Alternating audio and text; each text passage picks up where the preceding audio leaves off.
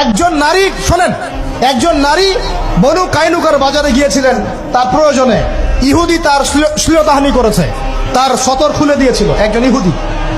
এটা দেখে একজন মুসলিম ভাই সেখানে থাকতে না পারে ওই ইহুদির গর্দান নামিয়ে দেয়। এই ইস্যুকে কেন্দ্র করে ইহুদিরা মিলে ওই ভাইকে শহীদ করে। তখন ওই বাজারে ওই ভাই ছাড়া আর কেউ ছিল না, একজনই ভাই ছিল। এরপরে এই মামলা আসলো নবীর দরবারে সাল্লাল্লাহু আলাইহি ওয়াসাল্লাম। এটা মদিনার ঘটনা।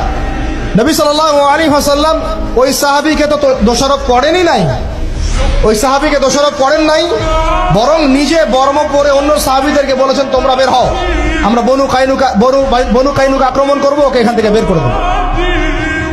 একজন দিনী বোনের ইজ্জতের বদলা নেওয়ার জন্য পুরো বনু কাইনুকার ইহুদিদের সাথে যুদ্ধ হয়েছে। আর আমাদের বোনরা স্বেচ্ছায় ইজ্জত বিলি দিচ্ছ।